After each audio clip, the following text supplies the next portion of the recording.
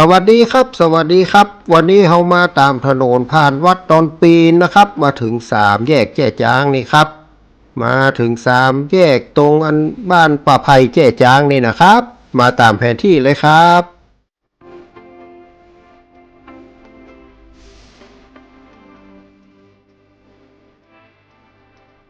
ไปครับไปกับโกตีโวโกเหมือนเดิมครับลุงตีมาโวเหมือนเดิมเนาะครับเฮามาถึงวัดแจ้จางป่าไผ่ครับที่วัดแจ้จางนี่เปิ้นก็มีรูปปั้นจางนะครับชื่อว่าพญามงคลหัตถีอีเนาะโอ้ตัวจัดใหญ่ครับอยู่ทางหน้าวัดเลยนะครับตรงซ้ายมือของประตูวัดเตียวไปกอยใกล้ๆสักตัวใหญ่ขนาดเนาะครับเปิ้นปั้นไว้เหมือนนะครับเอาเตียวจากอันจ้างหน้าวัดเปิ้นนะครับเขาก็จะหันว่ามีอันกำแพงครับเป็นกำแพงวัดถ้าจะเป็นอันของเก่าครับเปิ้นทำเป็นซุ้มโก้งเนี่ยครับรูปแบบมันจะคล้ายๆศิลปะของพม่าน่าจะเป็นของเก่านะครับลักษณะศิลปะแบบพม่าอย่างนี้คนตั้งบ้านเปิ้นก็ว่าอั้นนะครับประตูนี่เป็นประตูทางด้านเหนือนะครับมีป้ายชื่อวัดนะครับว่าวัดแจ้จางป่าไผ่เนาะเหนือเสาหน้าประตูนี่ก็จะมีรูปปั้นจางนั่งคุกเข่าอยู่2 ข้างนะครับปกติก็จะเป็นสิงห์เนาะแต่วัดนี้เปิ้นเป็นแจ้จางก็เลยเป็นจางครับแล้วก็บริเวณหน้าเสานี่ก็จะมีรูปปั้นแบบนูนต่ำนะครับเป็นรูปจางเอราวัณอยู่2 ข้างประตูเลยครับ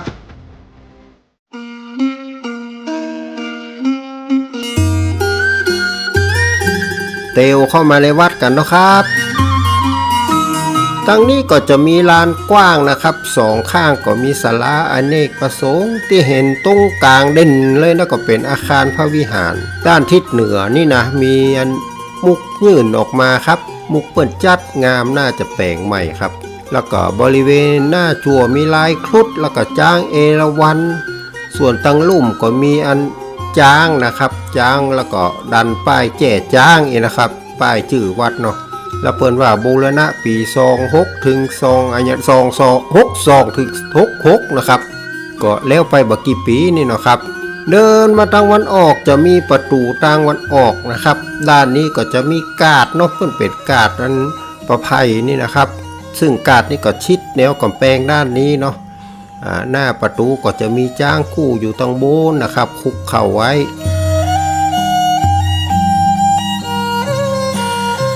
เตียวเข้ามาจากประตูด้านนี้ก็จะมีต้นโพใหญ่นะครับมีรูปปั้นแมงสี่หู5 ตาแล้วก็พระสังกัจจายนั่งอยู่ในซุ้มน้อยๆปื้นต้นโพนี่ครับอันนี้ก็เป็นพระสังกัจจายทรงเครื่องเลยนะครับจัดหล่อ แต่อ้วนน้อยครับมาทางนี้หน่อยครับทัดมาทางวันออกนี่ก็จะมีรูปปั้นเปิ้นปั้นไว้เป็นเจ้าอาวาสครับเจ้าอาวาสตั้งแต่องค์ที่5นะครับพระอธิการพิมสารนี่นะครับพศ2445นี่นะครับไปจนถึงปูนนะครับเรียงไปตามลำดับเลยนะครับองค์ที่5องค์ที่6ที่7ที่8อย่างนี้นะครับอันนี้ก็เป็นองค์ที่7นะครับพระอธิการดวงจันทร์นี้ส่วนอันนี้เป็นองค์ที่8องค์สุดท้ายนะครับชื่อว่าพระครูวิสุทธิ์อินทสารหรือว่าอันตุอินสรนี่นะครับก็รูปร่างหน้าตาแปลกเหลือเปิ้นนะครับสำหรับรูปปั้นตัดนี่เนาะเขาย้อนมาบริเวณใต้ต้นโพก็มีรูปปั้นของอันพระอุปคุตครับเป็นพระอุปคุตที่มีอันใบบัวปิดที่บนหัวเปิ้นนะครับเป็นเหมือนบางคนฮ้องว่าเป็นพระบัวเข็มอีกนะครับส่วนบางคนก็ฮ้องว่าเป็นพระอุปคุตชนะมารอย่างนี้นะครับตั้งรูปก็จะเป็นอันพญานาคเนาะเป็นพญานาคคดอันล้อมใบบัวส่วนใกล้ๆกันก็จะเป็นพระพุทธรูปปางห้ามสมุทรครับเปิ้นยืนอยู่แล้วก็ยกมือ2 ข้างไว้ที่อันราวอกนี่นะครับราวนมนี่นะครับใกล้ๆกันมีห่อเท้าทั้ง4หรือเท้าจตุโลกบาลเนี่ยนะครับรูปร่างรูปทรงก็เป็นสี่เหลี่ยมดูทันสมัยดีแปลกตาดีครับ ตั้งในไปส่องพ่อก็จะหันมีรูปจำลองของพระเจดีย์อินแขวนน้อยๆนะครับอยู่ตั้งในฮะเนาะ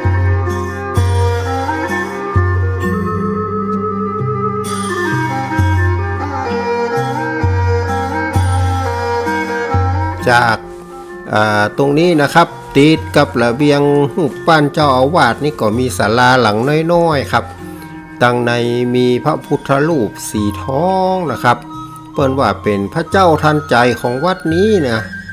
เข้าไปกอยใกล้ๆก็ชาดงามครับน่าจะเป็นพระพุทธรูปโลหะเนาะข้างๆศาลาพระเจ้าทันใจนี่ก็จะเป็นหอเสื้อวัดหรือว่าหอเทวดารักษาวัดนี่ครับเปิ้นฮ้องว่าศาลเจ้าป่อหลวงปู่ครูบาอินตาครูบาอินตาเนี่ยผมว่าจะเป็นพระอินก็ว่าจะใดเนาะเปิ้นเป็นเสื้อวัดป่าไผ่นะครับตั้งในก็มีเครื่องใจเครื่องอุปโภคบริโภคครบถ้วนนะครับตามตำราการตั้งหอเสื้อวัดนะครับแต่ว่าที่นี่เปิ้นห้ามมันไม่ยิงเข้าไปในหอเสื้อวัดเนาะหลังหอเสื้อวัดนี่ก็มีป้ายนะครับเป็นป้ายพระธาตุชื่อพระธาตุนะครับที่ว่าพระพุทธรัตนธาตุเจดีย์วัดเจ๊จ้างป่าไผ่อีนะครับถัดจากป้ายชื่อไปก็จะเห็นเป็นพระธาตุสีทองจัดงามครับองค์พระธาตุนี่เป็นทรงระฆังคว่ำตั้งบนฐานกลมนะครับ3ชั้นตั้งลุ่มเป็นฐานสี่เหลี่ยมย่อมุม12ตั้งบนฐานเคียงหำกำครับมีเสาโหงแล้วก็สิงกู้อยู่ด้านหน้าบันไดตัวเนาะสิงเปิ้นก็2ตัวน่าฮักดีครับสิงเปิ้น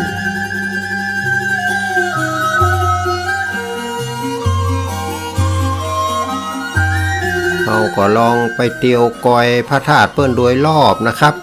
จะหันว่าบริเวณรั้วรอบพระธาตุแล้วก็อันบนฐานเขียงเนี่ยมีรูปปั้นจ้างสีขาวนะครับยืนอยู่ตามมุมต่างๆส่วนทั้งรูปก็จะยืนเรียงกันเป็นแถวนะครับจ้างนะครับไหนๆก็อันชื่อวัดเจ๊จ้างเนาะก็ต้องมีจ้างอยู่นักหน่อยครับ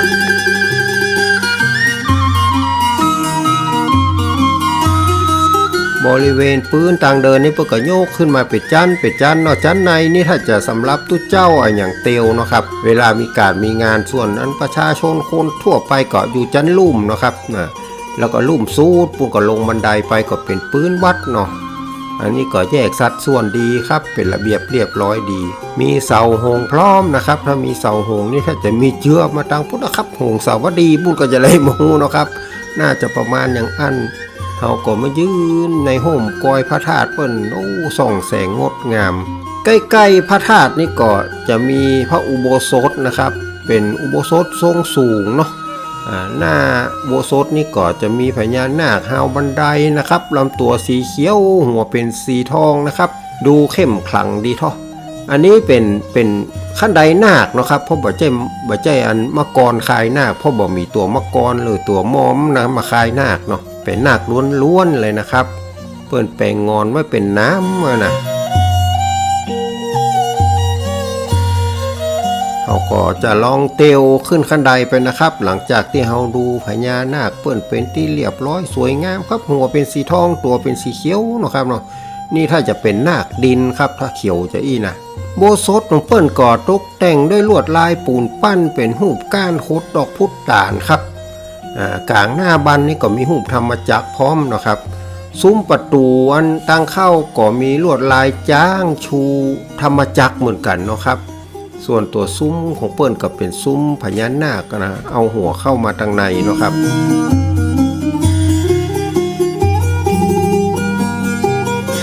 เดี๋ยวเข้ามาในโบสถ์เราก็จะหันว่าทางในโบสถ์เนี่ยองค์พระประธานเป็นลักษณะพระพุทธชินราชจำลองนะครับตั้งหน้าก็มีกลุ่มพระพุทธรูปแห่งหลายองค์เนาะส่วนตั้งหลังฉากของเปิ้ลก็จะเป็นรูปต้นโพนะครับแล้วก็มีอันพระอาทิตย์พระจันทร์อยู่2ข้างครับข้างๆรอบๆต้นโพนั่นก็จะเป็นอันส่วนบัวเนาะพุทธรูปองค์ตั้งหน้าองค์พระประธานเนี่ยเป็นปางสมาธิเพชรนะครับปิดทองดูเหลืองอร่ามสวยงามผมไม่แน่ใจว่าเป็นปูนหรือว่าเป็นโลหะเนาะ เอามาดูลวดลายบริเวณหน้าต่างนี่ก็จะเป็นลายรดน้ำอันเป็นรูปหม้อปุรณคตะส่วนประตูนี่เป็นลายเทพพนมแบบล้านนาครับเป็นอันเพื่อของอย่างเป็นเทวดานะครับกำจ่อดอกไม้แล้วก็มีนกยุงอยู่ทั้งบน2 ตัวนะครับกำลังบินอยู่บนฟ้าพุ่นนกยุงนะโอ้ลวดลายเปิ้นงดงามครับเป็นลายแบบมันล้านนาลายเมืองเฮานี่เนาะ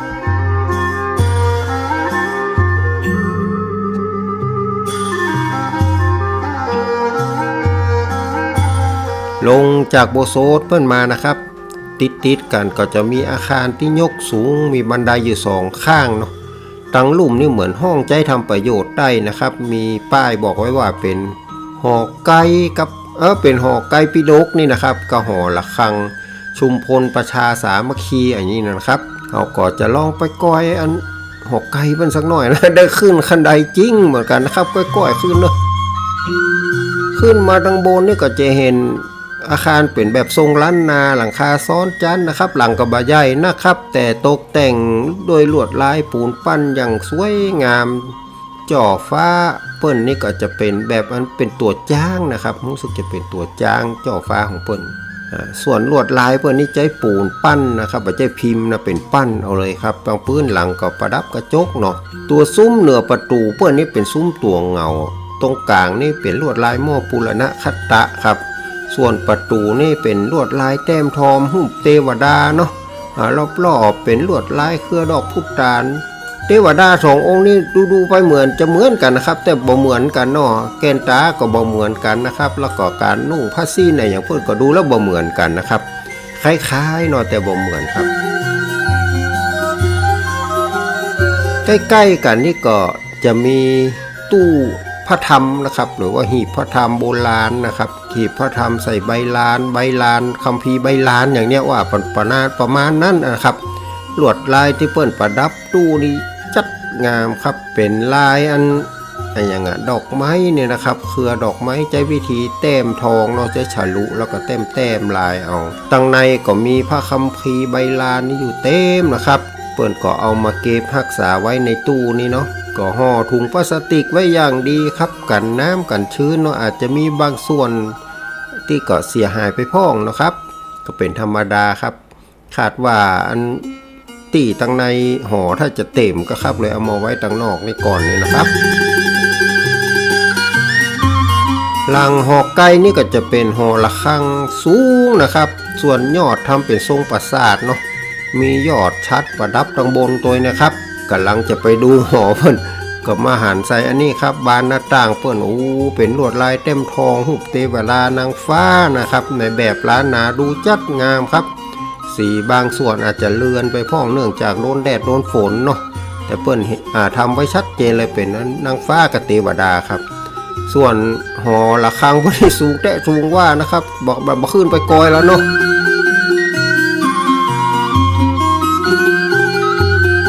ก็เตียวปิกมาครับมาตั้งหน้าหอไก่แหมกำเนาะครับ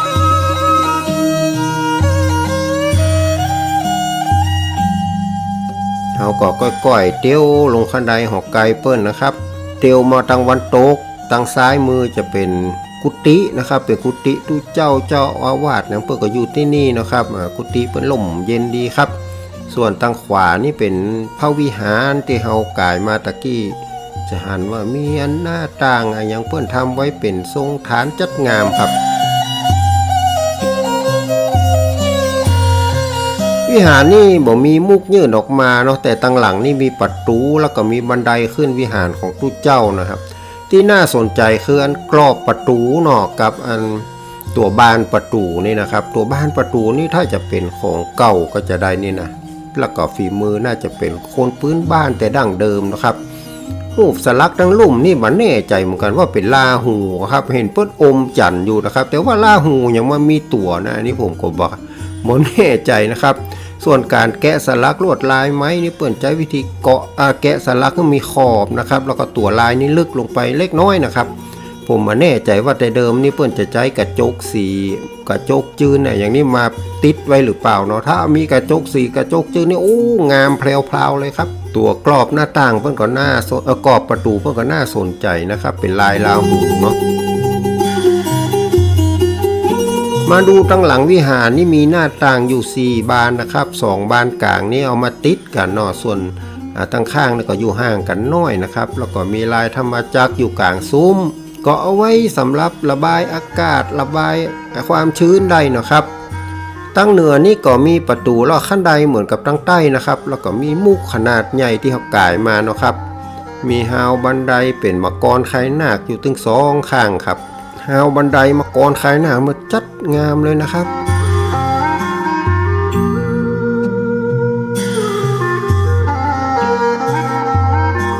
เตียวจนแวดมาแล้วนะครับแวดวัดเปิดมาละจากตั้งใต้มาตั้งเหนือนะครับเขาก็วนมาตั้งเพครับวนมาที่เก่ามาตั้งหน้าวิหารตะวันออกนี่นะครับเขามากอยวิหารเพิ่นสักหน่อยครับหน้าบานวิหารของเปิ้ลนี่ตกแต่งด้วยไม้แกะสลักนะครับมีหูปม้ามีปีกอยู่ระหว่างเครือดอกพุตานนะครับเป็นเครือก้านโคดเลยนะครับแนบข้างเป็นลายก้านโคดดอกพุตานแล้วก็มีหูพระนารายณ์ยืนเหนือครุฑแล้วก็จ้างเอราวัณแห่งกรรมนะครับตั้งหน้ามีหูปั้นมังกรคายหน้าคดตัวอยู่2ข้างมันแน่ใจว่าเป็นของใหม่ที่สร้างเพิ่มเติมหรือเปล่านะครับแต่รูปร่างของเพื่อนนี้ก็สวยงามบ่น้อยกว่าที่อื่นเลยนะครับละเอียดละออดีเหมือนกันตัวพญานาคของเพื่อนก็ดูองอาจพึ่งพายนะครับน่าจะเป็นของสร้างใหม่ในคราวที่มีการบูรณะเนาะ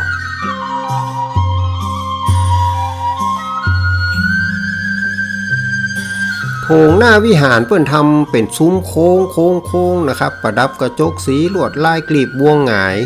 ส่วนเสานี่ประดับเป็นลวดลายอันดาว6แฉกคล้ายกับศิลปะพม่านะครับในการทำแบบนี้ก็คงสืบเนื่องมาจากประวัติหมู่บ้านเปิ้นนะครับซุ้มประตูเป็นซุ้มพญานาค3ชั้นกลางซุ้มมีหูปป้านจ้างเอราวัณยืนบนแท่นนะครับส่วนกรอบประตูมันทำเหมือนก็เป็นเสากลมนะแล้วก็ซ้อนกันนะครับประดับลวดลายดอกไม้งดงามครับประตูตั้งข้างทำเป็นซุ้มตัวเงากลางซุ้มเป็นลายธรรมจักรนะครับเสาเปิ้นเป็นเสาเหลี่ยมเนาะสำหรับเสาอันประตูข้างครับตั้งหลังหน้าบ้านนี้ก็เปิ้นเขียนหูปเป็นนรกเป็นอะไรอย่างนะครับเป็นนรกกภูมิมีสวรรค์แล้วก็มีพุทธประวัตินะครับอยู่ในเรื่องราวเนาะเอาจ้าเอาเล่าให้เราอ่อนฟังได้นะครับ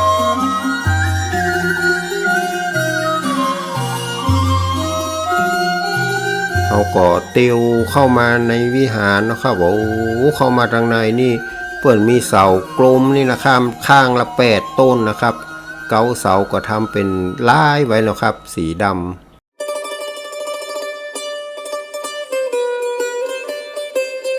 สุดห้องโถงจะเป็นกลุ่มพระประธานตั้งบนแท่นแก้วนะครับ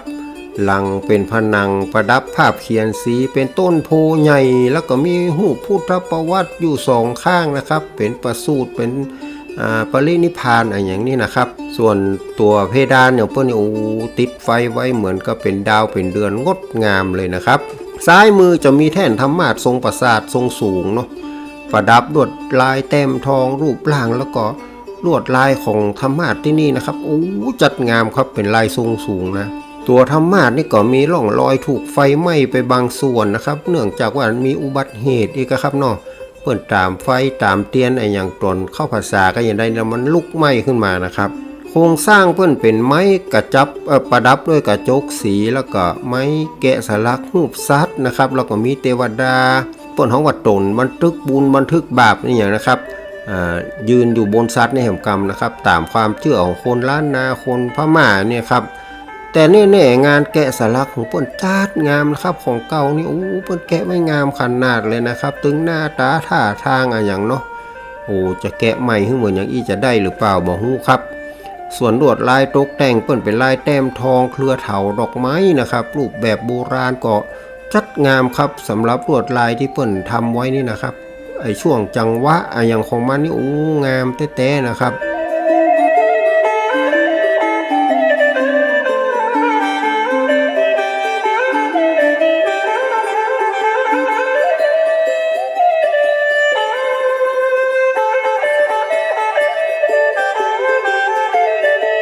รูปแกะสลักแล้วก็ลวดลายมีการใจสีอย่างงดงามนะครับเราสังเกตดู หากจะมีการบูรณะนี่คิดว่าคงต้องมีการศึกษาการบันทึกลักษณะของเดิมไว้อย่างถูกต้องนะครับถ้าเนี้ยไปเรื่อยนี่ก็จะน่าเสียดายขนาดเนาะเพราะว่าอันของเก่าเพิ่นงดงามแต่ครับก็มาโดนไฟไหม้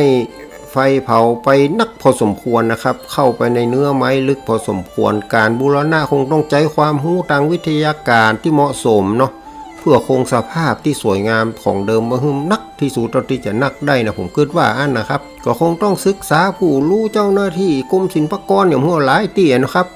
การจะทำไปเรื่อยนี่จะเสียดายของเก่าว่าอันนะ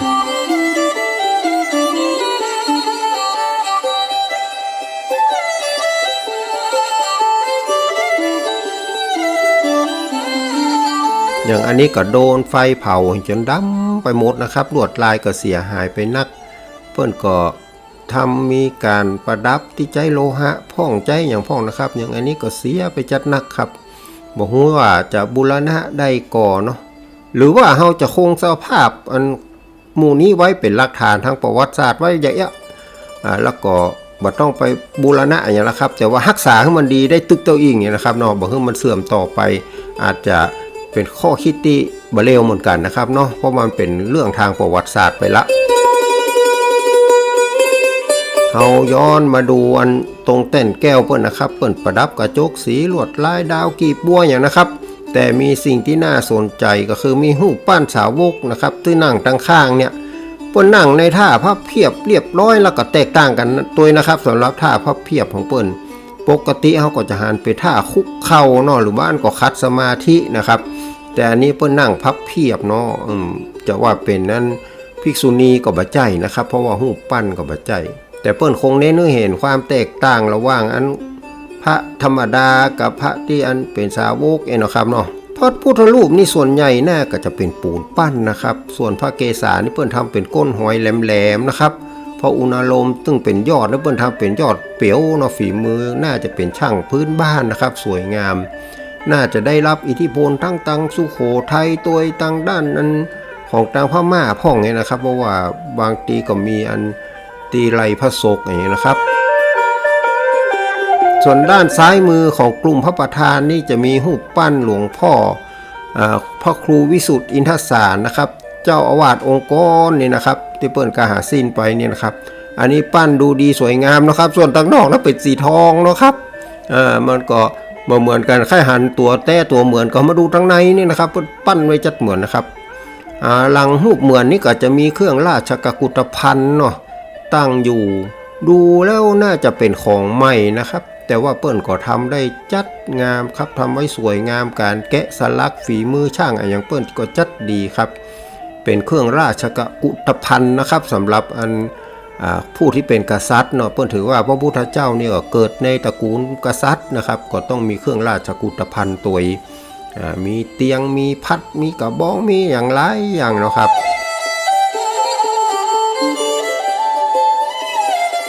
เตียวมาตั้งหลังพระประธานนะครับจะมีตางเตียวรอบๆเนาะ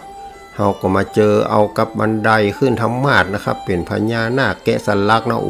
รูปร่างสัดส่วนงามขนาดเลยครับมีลวดลายตกแต่งบริเวณซี่ขั้นใดด้วยนะครับเป็นหูบงัวหูบม้าหูบจ้างอย่างนี้นะครับจะเลื่อนไปพ่องนะถ้าเอาไปใจตังอื่นนี่ก็เสียดายเลยครับนี่ต้องรักษาไว้ดีๆนะครับเนาะหลังพระประธานนี่ก็จะเป็นผนังทึบนะครับเหมือนฉากกั้นห้องส่วนตั้งลุ่มของเปิ้นนี่ตกแต่งใจกระจกสีนะครับมาทำเป็นซุ้มโค้งเป็นช่องคล้ายๆศิลปะของพม่านี่เนาะจัดงามเหมือนกันครับตั้งในมีหูบดอกไม้อย่างนี้นะเอาเตียวมาจนสุดตานี่ก็มาเจอเอาสัตบันไม้นะครับแกะสลักกรอบเป็นหูปพญานาคนะครับส่วนตรงกลางเป็นหูปจ้างเอราวัณเนาะแล้วก็มีหูปเทวดาขี่จ้างอยู่สองข้างเทินจ้างเอราวัณอยู่ครับจากตั้งหลังพระประธานปูนโฮเทลมาตั้งเหนือนี่ครับจะมีประตูทางด้านเหนือนี่เนาะออกไปมุกด้านนอกได้นะครับจะเห็นว่าบานประตูเปิ้นเป็นไม้แกะสลักลวดลายก้านคดแบบพักกูดเนาะมันจะบ่แหลมนะครับมันจะโค้งส่วนตั้งลุ่มของอันไม้แกะสลักลุ่มประตูนี่นะครับจะเป็นอันรูปพญาสดายุนะครับน่าจะเป็นพญาสดายุเป็นนกนะครับ เป็นพญานกเนี่ยมีฤทธิ์นักเหมือนกันกาบแก้วไว้เห็นนะครับเตียวออกจากประตูไปนะครับเตียวออกมาตั้งนอกจะหันว่ามีกรอบซุ้มประตูหน้าต่างเหมือนกับด้านอื่นๆครับส่วนบริเวณผนังของมุกนี่นะครับนี่ผนังของมุกนี่น่าสนใจครับเปิ่นมีรูปเขียนเนาะครับรูปเขียนนี่ก็จะเขียนเป็นวิถีชุมชนเนาะเป็นวิถีเป็นเรื่องเล่าของวิถีชีวิตของชุมชนแท่ช้างนะครับทำได้สวยงามทั้งเรื่องเล่าสีสันองค์ประกอบเนาะในภาพนี่ก็น่าจะมีรูปของบุคคลที่มีอยู่จริงมีชีวิตอยู่จริงนะปัจจุบันนี่เนาะครับเนาะน่าจะมีป่อนั่นแม่นี่อยู่กันหลายคนนะครับผมก็บ่ค่อยรู้จักนะครับส่วนคนที่เพิ่นรู้จักในเพิ่นก็ถ้าจะมากันเนาะโอ้อันนี้เป็นนั่นแม่นั่นแม่นี่เนาะครับเนาะนอกจากนั้นเนื้อหายังแสดงถึงที่มาของจื่อชุมชนนะครับที่ว่าแจ่จ้างมาแจ่น้ำอย่างนี้นะครับแล้วก็วิถีชีวิตที่อาศัยอยู่กับธรรมชาติของสายน้ำอ่อนที่ไหลมาผ่านตั้งหน้าวัดนี่นะครับสายน้ำอ่อนเนาะแล้วอ่อนต้นเต้นก็มาเล่นน้ำโดดที่ขัวนี่นะครับขัวนี่ก็ตะก้อนเป็นขัวไม้นะครับบัดเดียวก็น่าจะเป็นขัวคอนกรีตไปแล้วนะครับขัวน้ำอ่อนนี่นะมีรถรถขอกหมูด้วยนะ ม่วนดีครับมีหมูจ้างหมูอย่างที่มาอยู่มากินแถวนี้นะครับกินใบไผ่อย่างตามที่เปิ้นว่ากินหน่อไผ่นะครับก็เป็นประวัติของเปิ้นนะครับแต่ก่อนจ้างถ้าจะนักแล้วก็ลงมาแจ่น้ำนี่นะครับเนาะจ้างมันแจ่น้ำมันเย็นก็กลายเป็นอันบ้านแจ่จ้างอีกนะครับคนก็ว่าก็จะนั่นแจ่จ้างป่าไผ่เนาะรูปบางส่วนนี่ยังแสดงถึงการเปลี่ยนแปลงทางวัฒนธรรมนะครับแล้วก็ประวัติของวัดแล้วก็ชุมชนที่นี่เนาะมีการเปลี่ยนแปลงหลายอย่างมีละอ่อนไปเรียนหนังสือพ่องนะครับมีประเพณีต่างๆมีรูปของวัดของอันวิหารอย่างนี้นะครับเพิ่งก็มีมดครับอย่างการลอยกระทงกันนี่นะครับรูปดึงมดดึงปวงนี่ก็ดูเหมือนยังบ่เสร็จสมบูรณ์นะครับเพราะว่าอยู่ระหว่างการดำเนินงานเนาะแต่อันที่มันบ่แล้วนี่มันก็มีเสน่ห์ไปอย่างนะครับผมว่ามันก็ดูเหมือนกับว่ามันมีชัดพ่องประชัดพ่องนี่นะครับมันก็ม่วนไปแหมแบมนะครับซึ่งรูปเหล่านี้แหมน้อยนี่ก็คงจะเป็นสมบัติอันมีค่าของชุมชนแล้วก็ของประเทศชาติสืบไปนะครับโอ้เปิ้นเขียนแสดงฝีมือไว้อย่างดีเลยครับน่าชมเชยเนาะ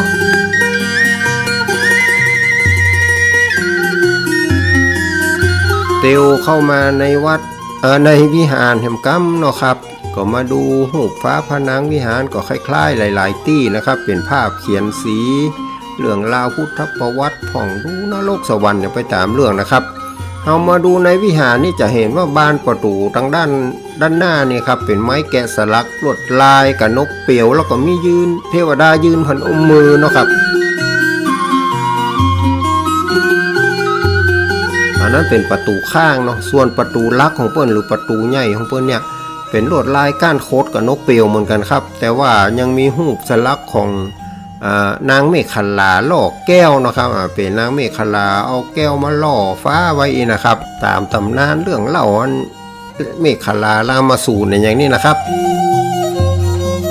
ส่วนประตูตั้งขวานี่ก็จะเป็นรูปสลักของรามาสูนนะครับกำลังจะขว้างขวานเนาะซึ่งเรื่องราวมูนี่มันก็เปิ้นอู้ถึงเรื่องเกี่ยวกับการเกิดฟ้าห้องฟ้าผ่าขลึงตึงตั้งไงนะครับรามาสูนเอาขวานขว้างไปก็ทำเมื่อเกิดฟ้าผ่าอย่างไปโดนใส่แก้วนางเมฆขลาอย่างนี้นะก็เคยได้ยินมาอย่างอันเนาะครับว่ามันเป็นจะอันซึ่งเรื่องเล่าทั้งหลายนี่ก็มักมีจุดหมายที่จะสั่งสอนคัดเกลาจิตใจของคนเฮาให้รู้จักความเป็นจริงเนาะความเป็นจริงของชีวิตจิตใจเฮานี่นะครับการที่เฮาไล่ตามความต้องการของเฮาที่มันบ่สมปรารถนานี้ด้วยความโกรธโดยโทสะเนี่ยครับย่อมน่ากลัวแล้วก็มีภัยทั้งภายในภายนอกเนาะเหมือนกับเสียงฟ้าห้องฟ้าผ่าอย่างนี้นะครับเป็นยักษ์เป็นเย็นเนี่ยมันใครได้ตามใจมันนะครับเนาะก็เป็นเครื่องเตือนใจครับซึ่งความสงบร่มเย็นแห่งการประพฤติธรรมนี้ย่อมสร้างความสุขสบายแก่จิตใจนะครับเหมือนกระจ้างสารที่มันฮ้อนมานอนแช่น้ำมันก็เย็นเนาะครับเนาะ